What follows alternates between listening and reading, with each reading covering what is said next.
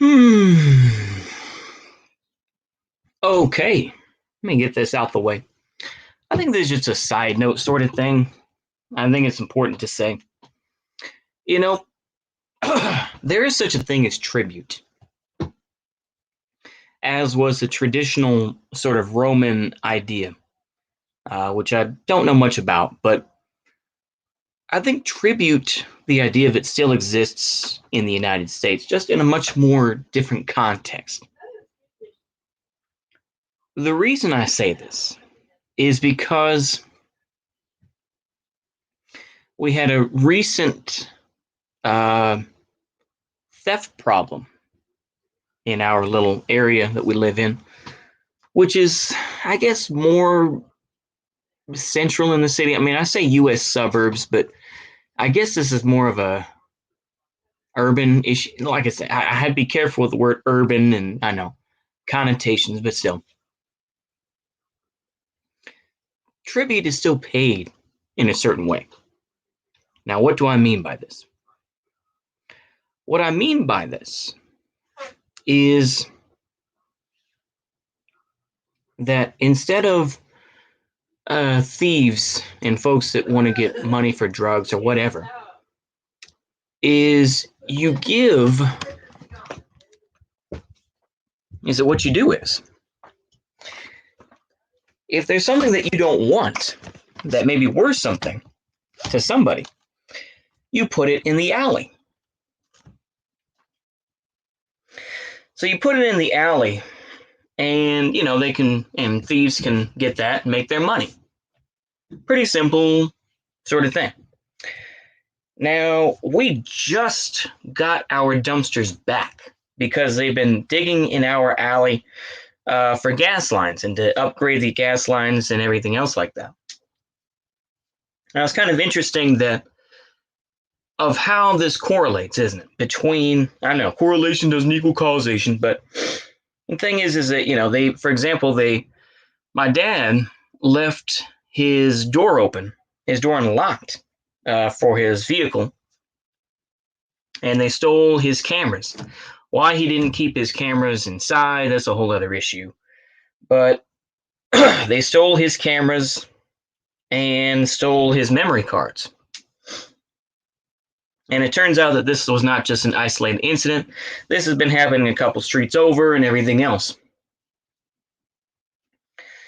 I say that because there are plenty of folks, I imagine, who live on, who get, I was going to say live on the edges of society, but I know that that's such a elitist sort of middle class way of putting it. I'm sorry.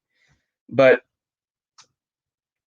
folks that go in the alleys and they'll find stuff that's just sitting there that the city's not going to take care of because they only take care of the stuff that's inside a dumpster, not beside a dumpster. But anyway, I don't think anyone gives a shit. They're just like, someone else is going to take care of it. I don't care. But anyway, is that, they could take the mattress or they could find, bits and, they could find, books or find whatever. And in my opinion, that's a way of paying tribute. This is how the middle class pays tribute to, dare I say it, but the lumpen proletariat. And so because paying this tribute has not occurred recently, is that instead the thieves simply went down the street and make sure that doors were unlocked, vehicles, or see if they could sneak behind, if they had a gate that was unlocked, etc., etc. And because of that, then they would be able to get their money that way. And I think now, I noticed that by walking down the alley. It's been a while, but now that I've been walking down the alley, I see an old barbecue grill that someone could probably make a couple bucks on, for whatever. Like I said drugs because I'm such a middle class prig, but,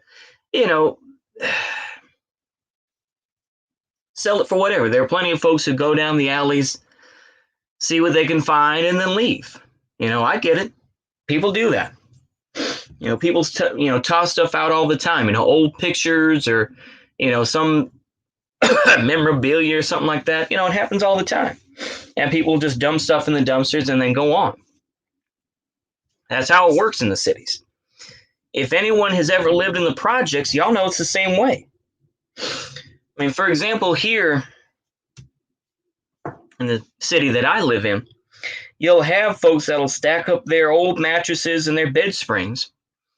And, there's literally a huge trailer that we would get that we would load up until full, and we would take it to the dump ourselves. We drive all the way out to the dump, way out past, just a little bit past city limits. And that's where the dump is. It's hard to find in the city that I live in where the dump is, but I went out there the one time and I was like, oh, daggone, this is where it is. Anyway, and you dump it. This is the way the system works. You pay tribute to different folks, and there's an ecosystem that is maintained. I mean, I was going to make the comparison, but I'll make it and just, go on with life. But is that once the invasion of Iraq happened, a lot of the attacks stopped because there were massive amounts of bribes that were paid. Once again, money disappeared and everything else that was supposed to go to the government, yada, yada, yada, blah, blah, blah. But the thing is that this is the way the system works. You pay people off, and things get done. And this is something that people don't like to mention. People always say, oh, yeah, well, I'm self-made and everything else. The thing is, though, is if you find out things, is that they have to pay folks to keep their properties protected. And, there are folks that they have to pay. So the thing is, I mean, that's one of the other things about capitalism as well, is that the thing is that they still have to pay people. They still have to keep everybody happy. And there are plenty of folks that are less than desirable that keep the system going, It's just like, casino, well, I'll put it that way. People that don't pay their casino debts, they've got folks that are around be like, hey, you've been, you owe us a good, $100,000. I mean, hopefully it's not that big, but, same thing with online gamblers, bookies. You think they don't have people ready to break your kneecaps? Come on. So, I mean, like I say, this is the way the system goes. And maybe I'm viewing it in a very myopic light, but that's how I feel about it. I'm just rambling at this point, but I feel like, hopefully, now that the alley is fully opened and the dumpsters are back, and folks are going to dump their crap right next to the dumpsters, as is always the case. There's a bed spring sitting right by our dumpster, which is by our house right now. So I don't feel like picking it up. Maybe one of these guys will come along in the middle of the night and take it and make, $5-6, who knows? But, that's the way it works. I remember my mom used to get upset and be like, why are you looking through our trash? And I realized that that's kind of the way this, at least it works in the modern United States, where it's just like, well, you have to get things sorted out. I was going to make the comparison too. I was thinking about this with the Soviet Union, where Soviet Union had to make deals, or the early Bolsheviks, I'll put it that way. Just as people like Finnish Bolsheviks were talking about in that video about crunch time, where yes, food supplies were diverted to give to the bourgeoisie leaders and whatnot because they were used to that. In other words, they had to break bread with folks that they didn't agree with. But since they had the knowledge to keep an economy going or to keep the water going or whatever the case may be, they had to oblige them until people became trained to do that. That's the whole thing. And these are the compromises that are made in societies that a lot of folks don't talk about. They'll say, oh, yeah, I was self-made. And you dig beneath the surface, you find out that no, they aren't self-made. And the thing is, a lot of these, it's like, I imagine, Elon Musk. I mean, Elon Musk is not self-made. You know, he gets a fair amount of money from the U.S. government to keep things going and to be used as a pet project. That's the whole idea. But you know, this is where we stand today. This is where we stand with these situations, I guess. But yeah, in other words, you got to learn to figure out who really runs what parts of an economy. It's nice to say, oh yeah, well, Walmart does, Walmart can do this, and they run all this stuff. There are plenty of off places that buy the stuff that fell off the trucks or the stuff that they didn't want, that was slightly banged up or whatever the case may be. You think about places like, I'm trying to think of it now, like Save a Lot or places like that, or even Dollar Tree and dollar stores. Those are far more prevalent and far more numerous than a Walmart. Walmart, that's a lot of room to take up. And then of course, you got you may have a distribution center or whatever. Whereas a Dollar Tree, a Dollar General, a dollar store, these are all fairly small places that, in terms of a footprint, are fairly small. And they buy that, and then they buy that cheaper stuff. I'm going off on a tangent here, but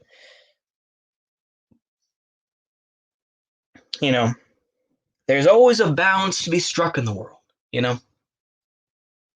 I think in a certain way, I'm going to have to be a little bit of a criticism here, but as much as people will talk about, well, Hitler still had people like, did deals with, American capitalists like, Ford. Soviet Union did business with Ford too. Just like the Koch brothers' father, Fred Koch, did business with Nazi Germany and the Soviet Union. So they play this game. This is the way it goes, man. So, I mean, there's a lot of, of this sort of back and forth that goes on,